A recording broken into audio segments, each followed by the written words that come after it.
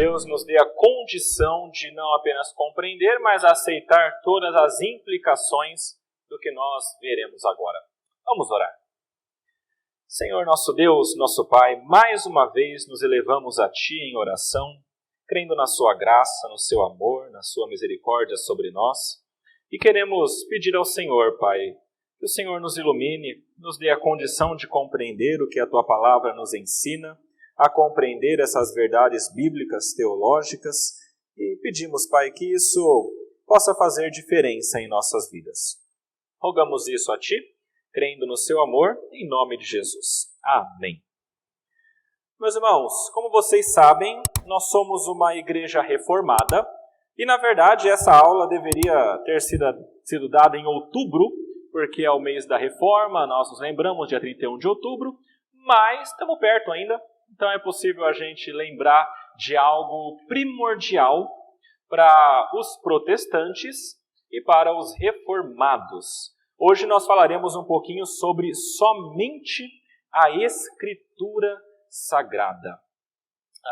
Nós tentaremos entender de maneira talvez até rasante, porque é difícil aprofundar no tempo que nós temos, mas nós tentaremos compreender o que de fato é dizer somente Escritura, sola Escritura, e o que isso significa para a nossa vida prática. Eu vou tentar fazer isso da melhor maneira possível, mas já adianto aos irmãos que dificilmente nós conseguiremos cobrir todo o terreno e toda a profundidade necessária sobre esse assunto, tá? Então, se você quiser aprofundar um pouquinho mais, eu vou indicar livros para que você leia e compreenda um pouquinho melhor, tá bom? Meus irmãos, vamos começar pensando um pouquinho sobre somente a Escritura. Eu queria tentar passar para vocês algo focado aqui na inspiração, autoridade e suficiência, tá? Então, começando falando aqui sobre a inspiração da palavra de Deus. Primeira coisa importante de compreender, a Bíblia é inspirada por Deus. Há algumas definições que eu trouxe para nós aqui. A primeira delas é do Paulo Anglada, desse livro verdinho que eu mostrei, e ele fala o seguinte: as Escrituras são de origem divina. Embora a Bíblia tenha sido escrita por cerca de 40 pessoas, essas pessoas a escreveram movidas pelo Espírito Santo, de tal modo dirigidas por ele, que tudo o que foi registrado por elas nas Escrituras constitui-se em revelação autoritativa de Deus. E mais uma citação aqui muito importante, que eu gostaria de ler com os irmãos, é do Leandro Lima, reverendo Leandro. E ele falou o seguinte: a inspiração é a influência divina sobre os escritores da Bíblia, a fim de preservá-los de erros, e para que registrassem com toda a fidelidade os eventos revelatórios de Deus, mesmo os presenciados pelos escritores. Mais ou menos isso é a ideia de inspiração.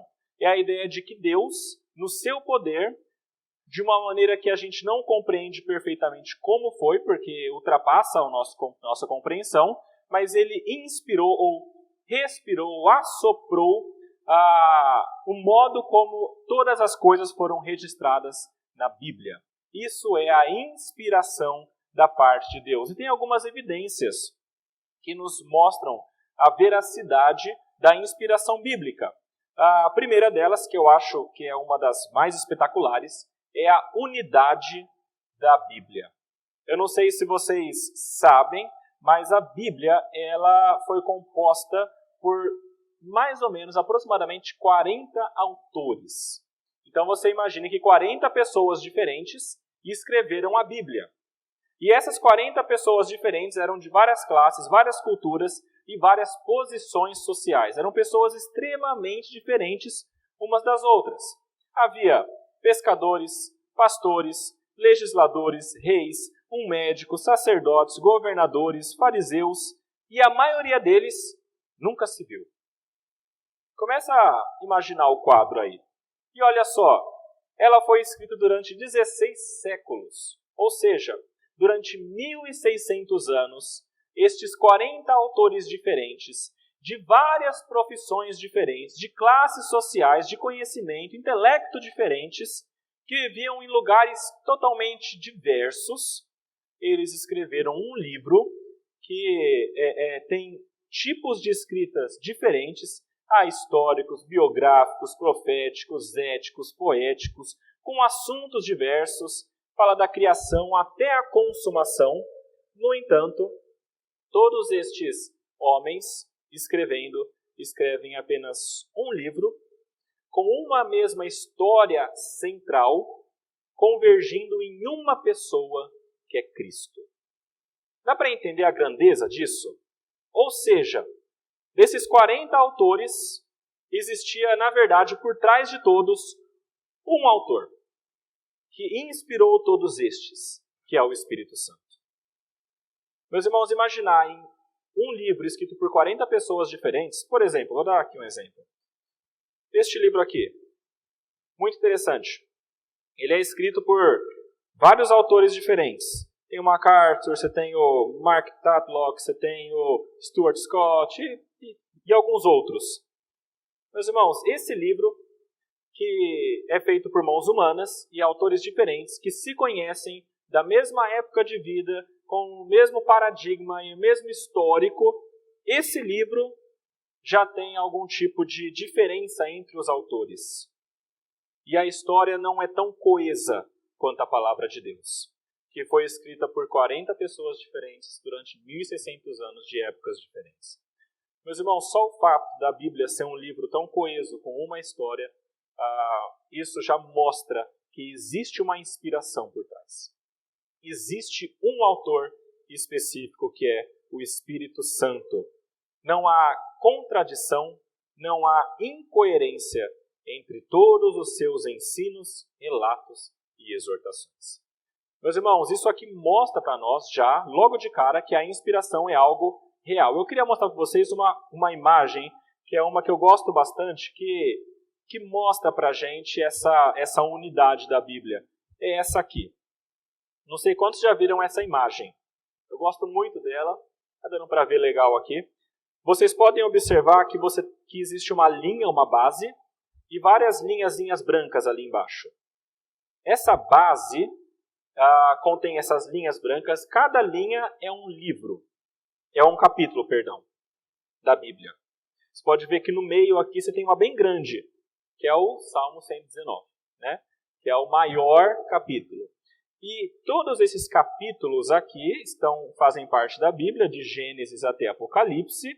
E aqui em cima você tem alguns arcos. O que são estes arcos? Estes arcos mostram as referências que são feitas de uma parte para outra. Então aqui você tem vários capítulos do Antigo Testamento e Novo Testamento, do início até o fim, e todos fazendo referências entre eles. E esses aqui são os 40 autores que nem se conheciam. Isso aqui mostra para a gente como que a Bíblia é um único livro e existe, de fato, um autor por trás de tudo isso, que é o Espírito Santo. Mas não só isso. Além da unidade, que é impressionante, você tem ainda o fato da mensagem bíblica ser algo extremamente profundo e sobrenatural. Olha só o que o Ryle escreveu.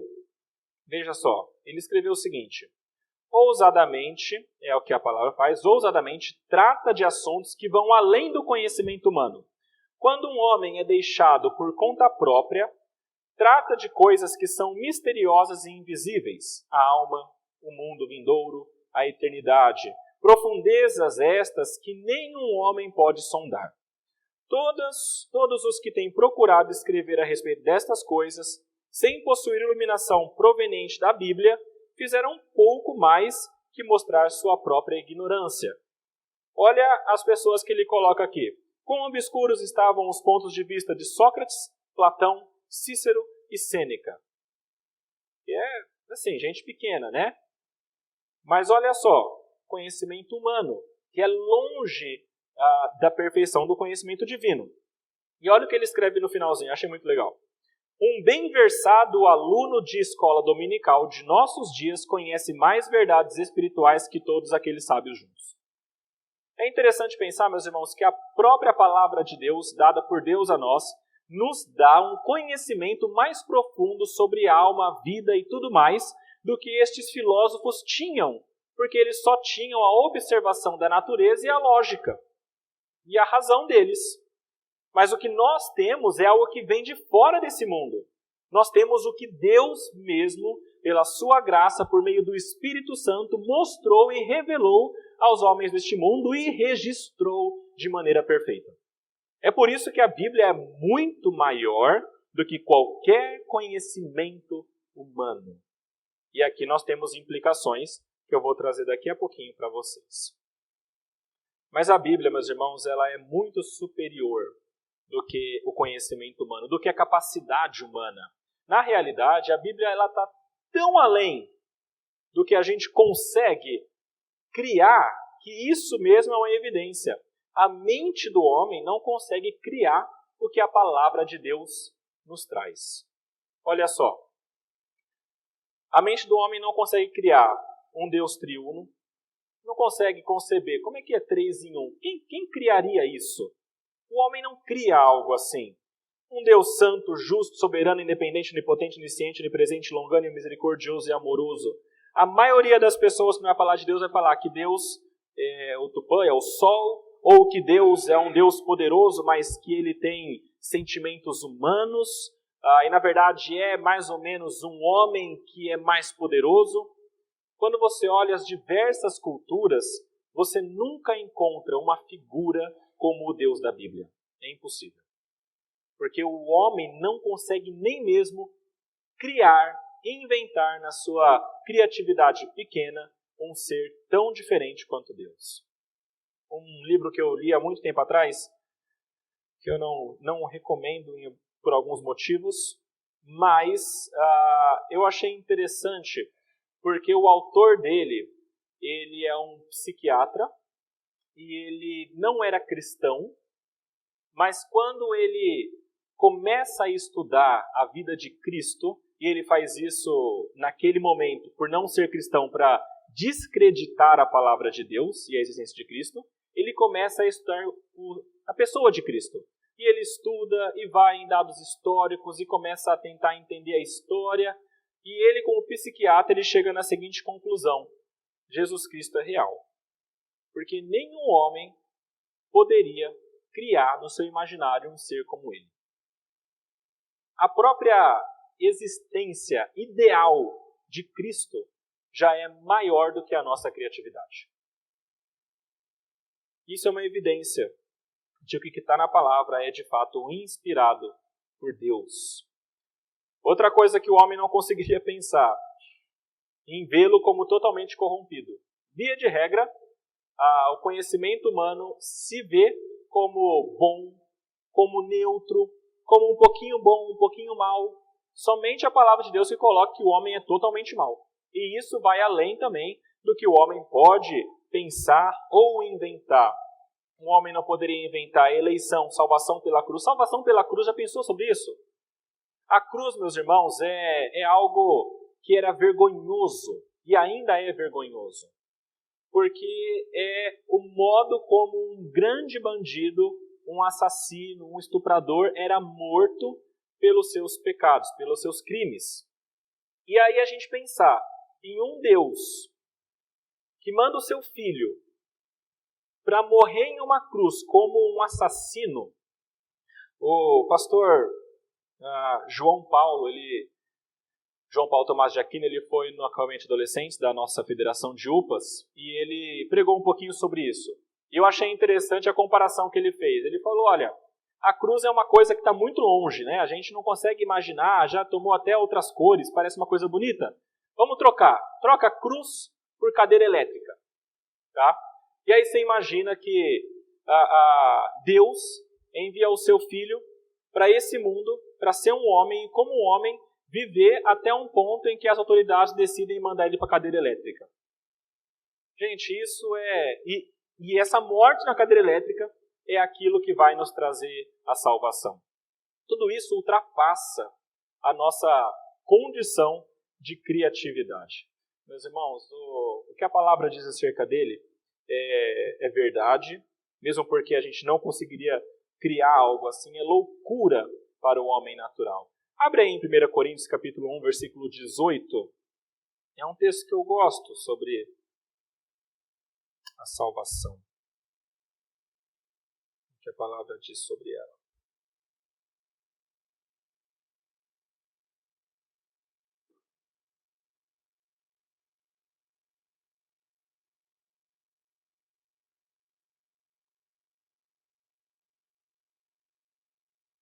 Coríntios, capítulo 1, versículo 18. Diz assim: certamente a palavra da cruz é loucura para os que se perdem, mas para nós que somos salvos, poder de Deus. Para o mundo natural, para aqueles que não são salvos, você falar sobre a salvação pela morte na cruz é algo que é louco. É como falar que você é salvo por alguém que morre numa cadeira elétrica. Porque isso vai além do nosso imaginário. Mas para aqueles que são de Deus, é salvação. Para aqueles que são escolhidos, isso torna-se a salvação deles. Mais evidências, olha aí. A palavra de Deus é inspirada e é demonstrado por isso aqui. Na verdade, foi pregado isso aqui hoje de manhã pelo pastor licenciado Lucas. E ele falou que a nossa vida, quando nós encontramos com Cristo, muda. E a verdade é que a palavra de Deus tem feito isso, desde o início. A experiência incontestável do poder da palavra de Deus mostra que ela vem de Deus. Mostra que ela é inspirada por Deus.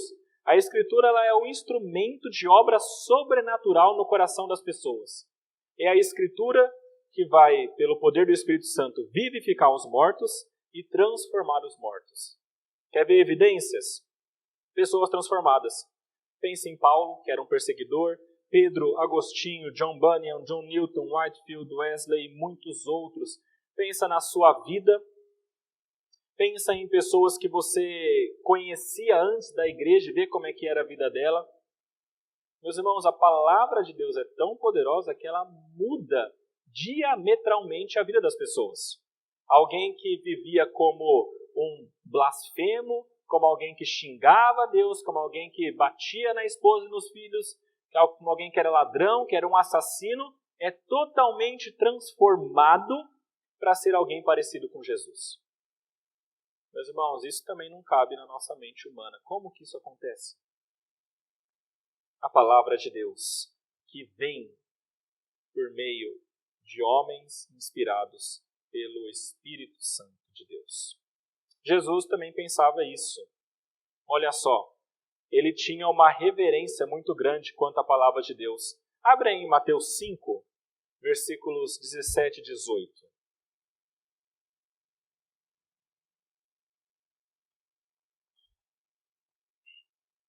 Mateus 5, versículos 17 e 18.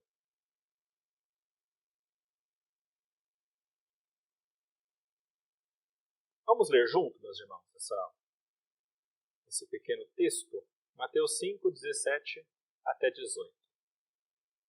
Todo mundo abriu, então já coloquei aqui na frente também. Para aqueles que não quiseram abrir, não vai escapar. Vamos ler junto, gente. Não penseis que vim revogar a lei ou os profetas.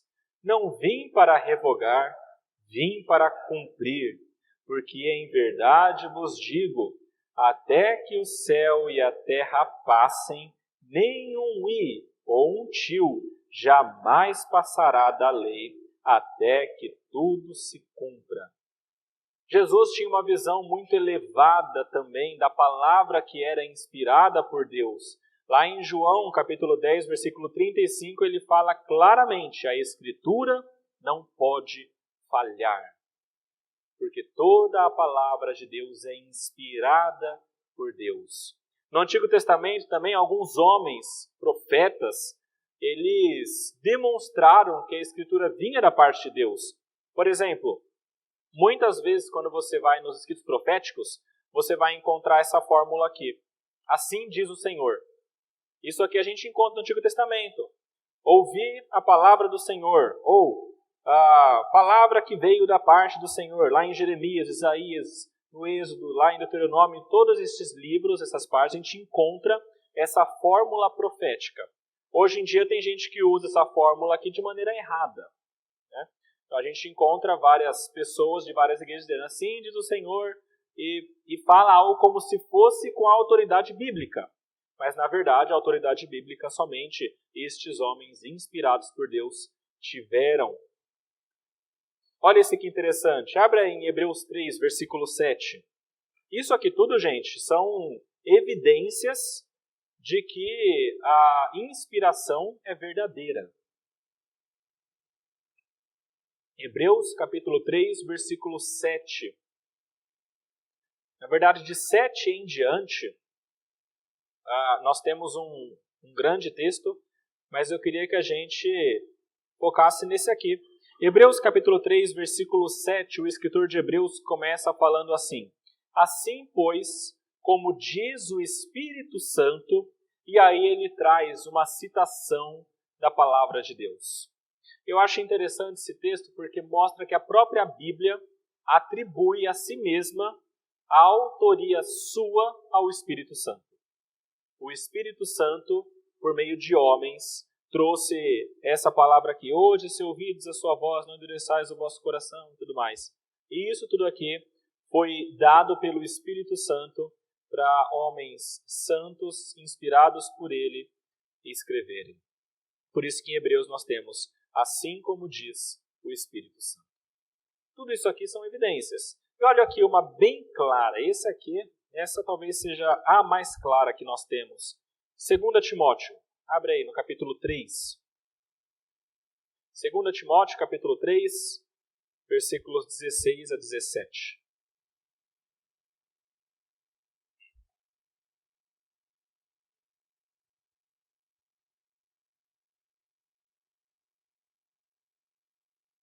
Segunda Timóteo, capítulo 3, versículos 16 até 17. Diz assim: Toda a Escritura é inspirada por Deus, e útil para o ensino, para a repreensão, para a correção, para a educação na justiça, a fim de que o homem de Deus seja perfeito e perfeitamente habilitado para toda boa obra. Toda a Escritura é inspirada por Deus. 2 Pedro, no capítulo 1, versículo 20 e 21, é um outro texto que é muito claro. Esses dois são os principais nesse sentido, mais claros nesse sentido. E ele fala o seguinte: sabendo primeiramente isto, que nenhuma profecia da Escritura provém de particular elucidação, porque nunca jamais qualquer profecia foi dada por vontade humana. Entretanto, homens santos falaram da parte de Deus, movidos pelo Espírito Santo. Meus irmãos, toda a Escritura veio da parte de Deus. Isso é a inspiração. Paulo fala isso, Pedro fala isso, Jesus cria isso. Toda a palavra de Deus mostra essa verdade. Toda a palavra de Deus é proveniente do Espírito Santo. Os escritores do Antigo Testamento também pensavam assim. Tem esses dois textos que mostram os autores dizendo que a palavra que eles estavam dizendo vinham da parte do Senhor, o Deus deles, que mandava para eles. Amós fala que certamente o Senhor Deus não fará coisa alguma sem primeiro revelar o seu segredo aos seus servos, os profetas. Tudo isso mostra que a inspiração é real, com evidências externas e também internas na palavra de Deus. E tudo isso aconteceu de um modo específico. Por isso que eu queria também trazer para vocês acerca da natureza da inspiração. Até aqui eu falei sobre as evidências que mostram que existe de fato a inspiração bíblica, a inspiração da parte de Deus. Agora eu queria ver com vocês a natureza dessa inspiração. E aqui existe muita confusão, muita gente pergunta, mas como que acontece essa inspiração da parte de Deus? Primeiro, algumas pessoas falam que é um ditado. Isso é chamado de inspiração mecânica. Então é como se Pedro estivesse sentado e de repente Deus fosse ao lado dele e começasse a ditar. Olha, Pedro, escreve assim, assim, assim, e ele começasse a escrever. Só que isso parece um pouco mais com psicografia, né? Isso não é a inspiração bíblica, não é um ditado que vem da parte de Deus.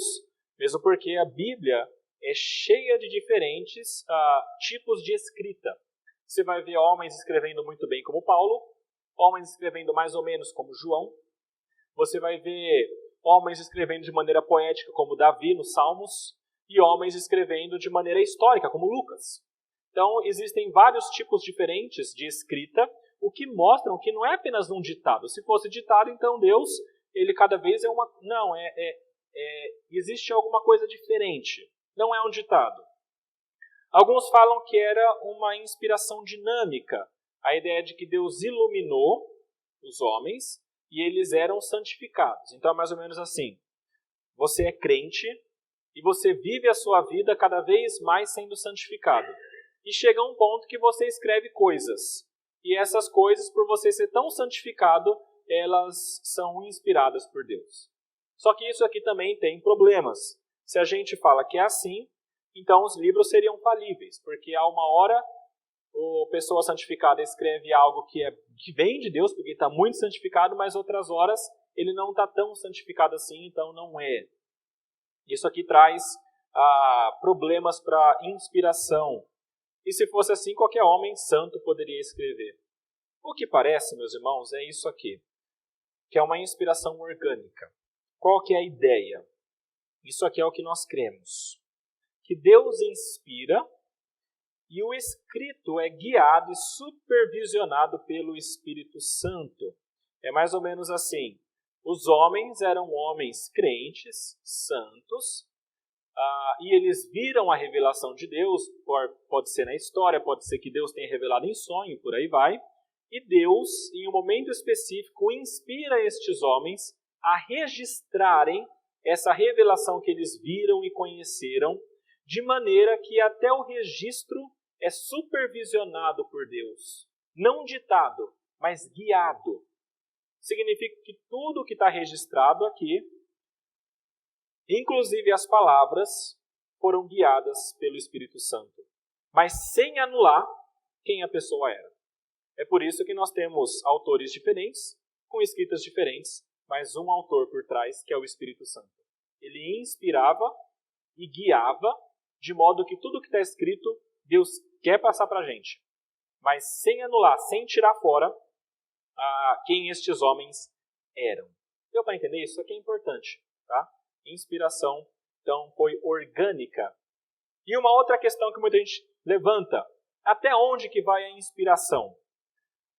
Uma coisa que foi levantada por muitos homens no passado, e ainda é hoje, é que a Bíblia, na verdade, ela não é totalmente inspirada. Tem alguns textos que são e outros que não são. Isso aqui é chamado de inspiração parcial. Isso aqui os liberais do século XIX, principalmente, mas alguns ainda hoje, creem de maneira errada. Então é um entendimento de que a Escritura, a Bíblia, contém a palavra de Deus, mas nem tudo aqui é verdadeiro. Então, os liberais diziam isso. Isso aconteceu desde o início.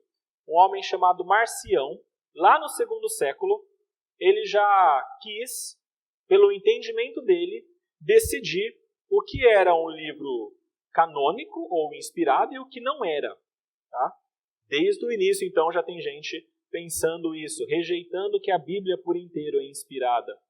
O problema disso é que quando alguém diz que a Bíblia é parcialmente inspirada, algumas partes são e outras não são, essa pessoa vai, pelo julgamento dela, dizer o que é e o que não é. E aí tem um problema. Nós somos pecadores. Nós somos muito pequenos. Uma pessoa só não consegue fazer isso. Mas é numa audácia, que atribuem a si próprios o direito de julgar o que é inspirado. E geralmente tem uma fonte de autoridade maior por trás, que a gente vai ver daqui a pouco. Mas olha só, não é uma inspiração parcial. A palavra de Deus não apenas contém a palavra de Deus, mas ela é a própria palavra de Deus. Algumas pessoas vão falar que existe uma inspiração mental. Então Deus inspirou as mentes, mas não o registro. É mais ou menos assim. Deus vai para Paulo e coloca na mente de Paulo o que ele tem de registrar. Ele fala, Paulo, é isso. Então, a salvação pela fé e tal, escreve aí. E aí Paulo começa a escrever. Só que Paulo, sendo falho como é, ele escreve de maneira humana Então, algumas coisas são verdadeiras, outras não são. Só que se a gente crê nisso, então a gente também tira a autoridade da Bíblia. Porque fala que, na verdade, não foi o Espírito Santo, foi Paulo. O Espírito Santo só falou que tinha que escrever. E Paulo usou as palavras dele, e isso aí, na verdade, não é autoritativo. O Paulo Anglada, desse livrinho verde, ele escreveu o seguinte: essa é uma tentativa de conciliar a doutrina da inspiração com a suposta falibilidade das Escrituras. Então são pessoas que olham para a Bíblia e falam, olha, a Bíblia ela é feita por homens, então ela é falha. E aí eles tentam criar uma teoria para dizer o porquê que são falhas. Também não é isso que nós queremos. Nós queremos nisso aqui, inspiração verbal. Aqui também é chamado de inspiração plenária, tá? São apenas dois nomes diferentes, mas olha só, até Jesus cria nisso. O que é essa crença? O que isso significa? Que não só foi dado a estes homens a revelação, mas inclusive quando eles estavam escrevendo, o Espírito Santo estava guiando cada palavra que eles estavam dizendo. Quer ver o que Jesus nos mostra acerca disso? Abre Mateus 5, versículo 17 e 18.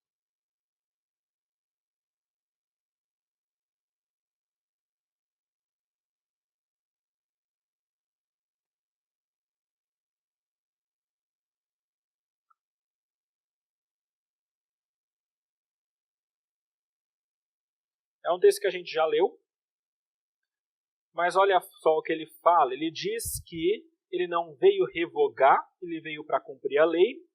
Então, nem um i ou um tio jamais passarão. Né? Então, inclusive, as menores porções, as palavras, o tio e o i foi inspirado por Deus e não pode ser tirado. Quer ver uma outra palavra? João, capítulo 10, olha só.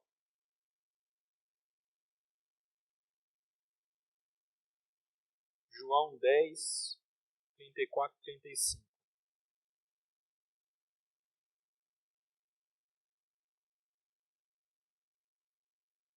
É um texto que eu não quero lê-lo por inteiro, nem explicá-lo por inteiro, mas eu quero focar em uma questãozinha aqui. No versículo 34, ele usa algo do Antigo Testamento, dizendo, não está escrito na vossa lei, eu disse, sois deuses. Então ele usa essa ideia, sois deuses, para argumentar e explicar o que ele quer falar.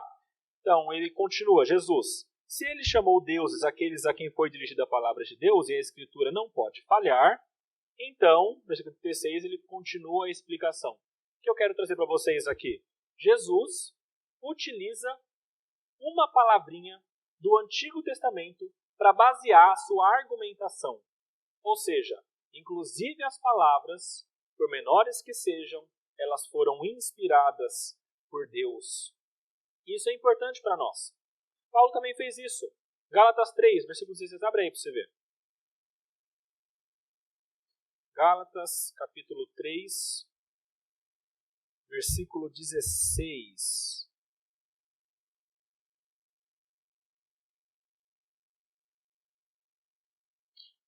Ele fala assim, ora, as promessas foram feitas a Abraão e ao seu descendente. Não diz aos descendentes. Olha só que interessante Paulo aqui. Paulo está pregando, ele está explicando a palavra de Deus. Então ele fala sobre algo que aconteceu no Antigo Testamento e ele traz uma frase. Que as promessas foram feitas a Abraão e ao seu descendente, no singular. E aí Paulo continua explicando.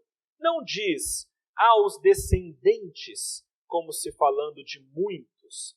Olha só que Paulo baseou a sua argumentação em uma palavra que estava no singular e não no plural. Dá para entender o que eu estou falando aqui? Toda a Bíblia é inspirada por Deus, inclusive as palavras, se elas estão no singular, no plural, num tempo verbal X ou num tronco verbal, tudo isso deve ser examinado para a gente compreender perfeitamente o que Deus quer trazer para a gente. Jesus fez isso, Paulo fez isso e nós tentamos fazer isso também.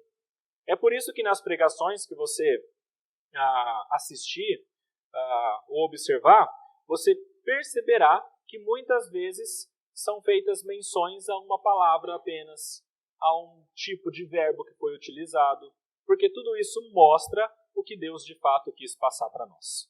Tá? Isso porque a inspiração ela é plenária, ela é plena em toda a palavra de Deus, inclusive na sua gramática. Daí veio um método que a gente usa para a interpretação da Bíblia, chamado de método gramático histórico, ou histórico gramatical. Tá? Esse método a gente analisa a história e analisa a gramática e tenta compreender o que isso traz para a gente. É isso que é feito em uma análise bíblica, em uma exegese e uma hermenêutica. Bom, até aqui falando sobre a inspiração, tá ok? Olha só para vocês lembrarem, né? Isso significa que todos os livros da Bíblia foram inspirados, tá? Os livros da Bíblia são esses aqui. Eles compõem o Pentateuco, os históricos, poesia e sabedoria, profetas maiores, profetas menores, evangelhos, outros históricos, cartas de Paulo e cartas gerais e Apocalipse, que é um gênero um pouco diferente. Olha só, aqui a gente tem Gênesis e Levítico e Números, Deuteronômio. Aqui a gente tem os históricos que falam sobre a história de Israel. Depois tem a poesia e sabedoria de Jó até Cantares. Aí profetas maiores, profetas menores, escreveram um pouco menos também. Os evangelhos, os históricos do Novo Testamento, que é em Atos dos Apóstolos. As cartas de Paulo, que são muitas. As cartas gerais, que foram enviadas a toda a igreja, não só por Paulo. E também temos Apocalipse. Esses aqui são os livros da Bíblia e o que eles trazem para a gente. Tudo isso aqui é inspirado por Deus. Essa imagem aqui, se você quiser procurar na internet, você encontra. É interessante você ter um quadro na sua cabeça do que é a palavra de Deus e o que ela contempla. Então, tudo isso é bom a gente ter bem firme.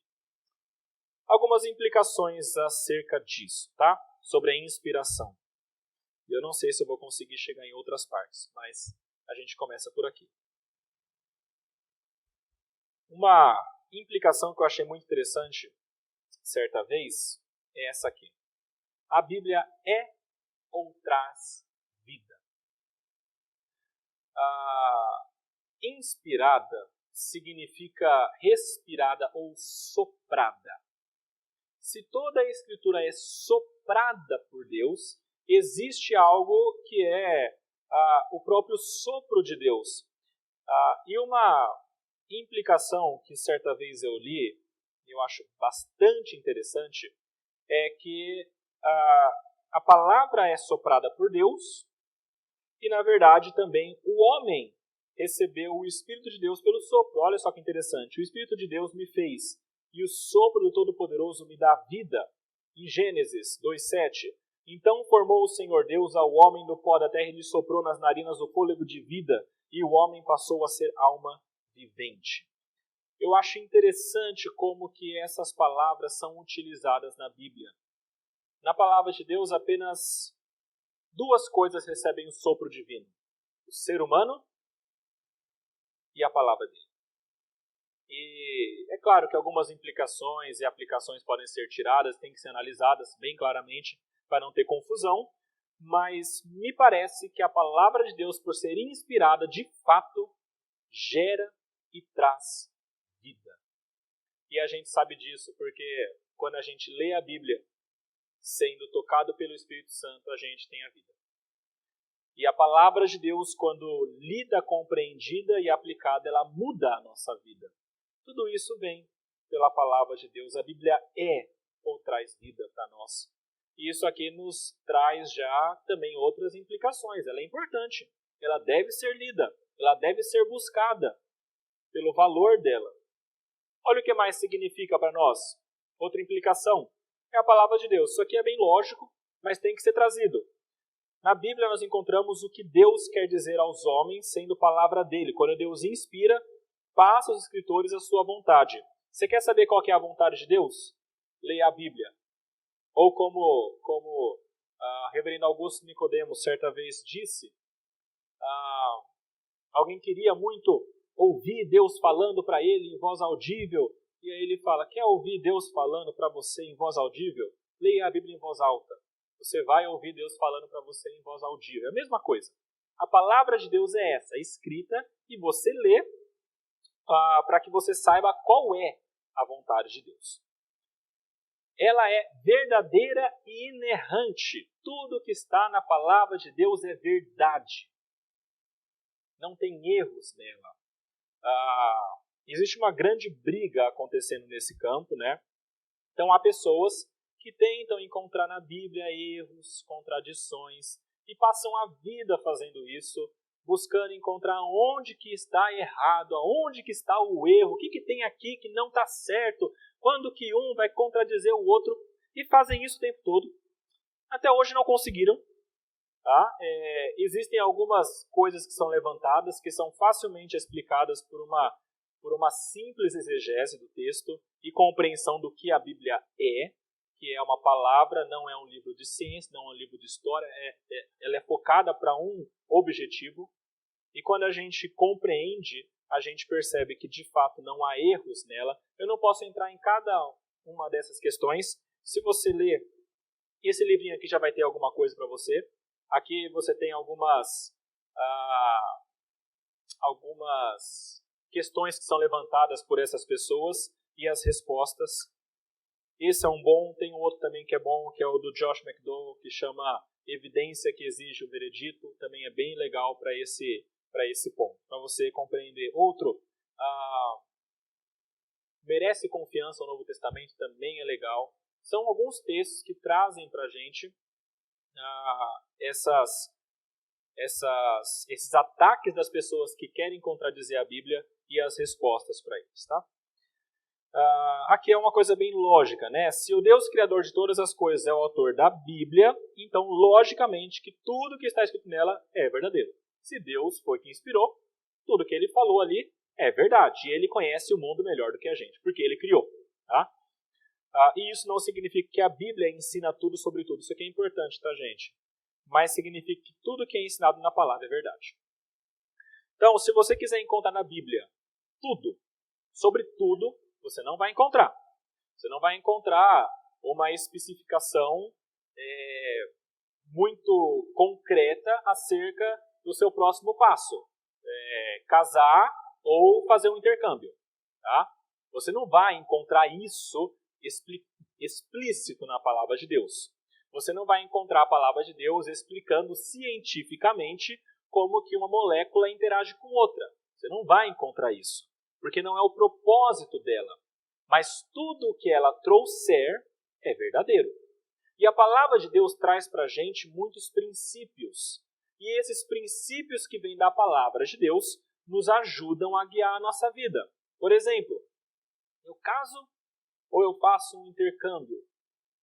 Ok, eu vou casar com quem? É uma pessoa que não é crente. Existe um princípio que me ajuda aqui já a não ir por este caminho, mas ir por outro caminho. Por exemplo, apenas um dos muitos exemplos que poderiam ser dados. Mas há princípios na palavra de Deus que guiam e norteiam o que nós temos de fazer. E eles são suficientes para isso. Tá? Isso é importante compreender. A palavra traz o que a gente precisa para tomar as decisões, dando princípios. A gente tem que analisá-los e, com a graça de Deus, aplicá-los à vida. Tá? Se você não está conseguindo tomar uma decisão, então talvez falte o conhecimento dos princípios, ou a graça de Deus ainda para conseguir adequá-los à sua vida. A Escritura, por completo, é valiosa. Olha só, a gente lê um texto lá em 2 Timóteo que diz que toda a Escritura é inspirada por Deus. E eu acho importante entender que ela toda é inspirada por Deus. Tem muita gente que olha para a palavra de Deus e pensa que ela é composta por 2 testamentos, e ela é. E eles falam então, mas o Antigo Testamento, ele falou no passado, agora é algo novo, não é mais o antigo, agora é uma coisa nova. E quando a pessoa faz isso, ela descarta o Antigo Testamento e fica com o novo. Então, para ela é assim, Deus é amor, Jesus veio para perdoar todos os pecadores e tal, e é verdade tudo isso. Mas falta lembrar de coisas que o Antigo trouxe para a gente e ensinou. sobre a soberania de Deus, a grandeza de Deus, a justiça de Deus. Se você pega só o Novo, você esquece de grande parte do passado e você não tem o quadro completo. E até o Novo perde sentido sem o Antigo. Para que existe, então, Jesus que veio se os homens não são caídos, como aconteceu no Éden? Tudo que está no Antigo Testamento é necessário para compreender o Novo. E o Novo é necessário também para a gente não virar judeu. Senão você vai ficar só com o Antigo Testamento e você não vai compreender a graça de Deus em Cristo. Tá? Então toda a Escritura é necessária. O Antigo e o Novo Testamento são necessários. Mas existem pessoas que fazem isso. E aí gera algumas imprecisões teológicas, algumas imprecisões com relação ao que a palavra diz. E você vai cair em algumas ideias, por exemplo, como a dos testemunhos de Jeová, que não vão compreender bem a Trindade. Você vai cair em um pensamento parecido talvez com o Adventismo, porque vai voltar e pensar apenas na lei, no quarto mandamento e tal, aquela coisa toda. Você precisa do quadro todo. Você não pode absolutizar apenas um dos testamentos, o Antigo ou o Novo. E há pessoas que recortam a Bíblia.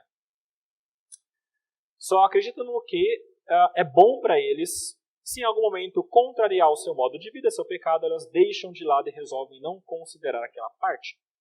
Aqui eu já dei esse exemplo, mas eu acho muito interessante. E eu sempre vou lembrar disso. Aquele ator conhecido que fez o Magneto do X-Men antigo, o Gandalf do Senhor dos Anéis.